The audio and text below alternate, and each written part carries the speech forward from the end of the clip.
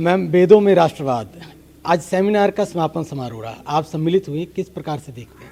कि आज ये जो VVRI में साधु आश्रम में जो सेमिनार हुआ है, बहुत ही एक अच्छी पहल है। इस सेमिनार के राही जहाँ एक तरफ मैसेज दिया गया कि किस तरह हम अपने वेदों से इतना कुछ सीख सकते हैं, राष्ट्रवाद भी उससे सीख सकते हैं।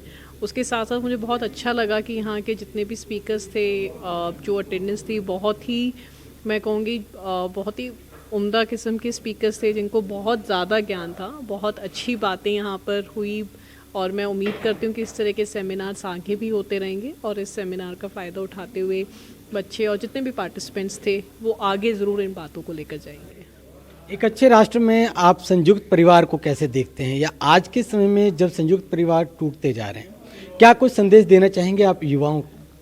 देखिए, मैं एक तो पर्सनल तौर पे भी मैं कहना चाहूँगी कि मेरी जितनी भी अपब्रिंगिंग रही है एक संयुक्त परिवार में रही है, मैंने बहुत सीखा है।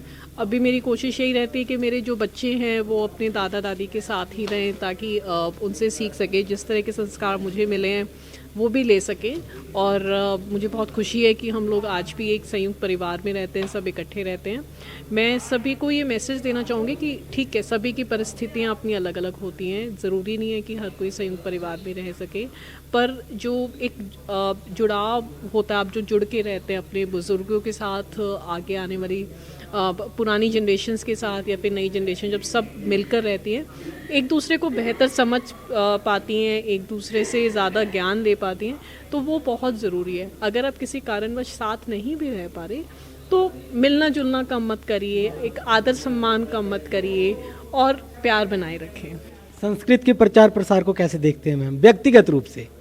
व्यक्तिगत रूप से देखिए, हमने जब हम पढ़ते थे हमने संस्कृत की पढ़ाई भी करी है। स्कूल में संस्कृत एक कंपल्सरी सब्जेक्ट होता था, मुझे बहुत अच्छा लगता था।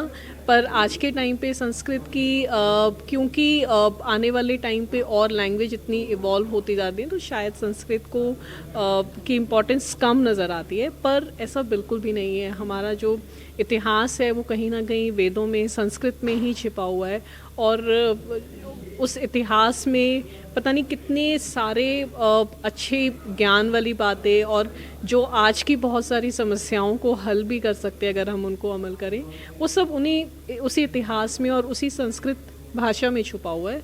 तो इसकी मान्यता बनी रहनी चाहिए। लोगों को इसको किसी भी तरीके से इसको नीचा नहीं ना समझना चाहिए, ना दिखाना चाहिए। और अगर हम इसको प्रमोट करेंगे, हम और ज़्यादा उत्साहित करेंगे उन बच्चों को जो संस्कृत पढ़ रहे हैं, या फिर वो लोग जो संस्कृत में रिसर्च कर रहे हैं, संस्कृत के बारे में पढ़ा रहे हैं, तो मुझे लगता है कि कहीं ना कहीं हमारे संस्कारों में भी वृद्धि होगी, और साथ साथ एक बहुत अच्छा मैसेज जो भारतवर्ष है वो दुनिया को दे सकता है। थैंक यू सो मच, बहुत बहुत धन्यवाद।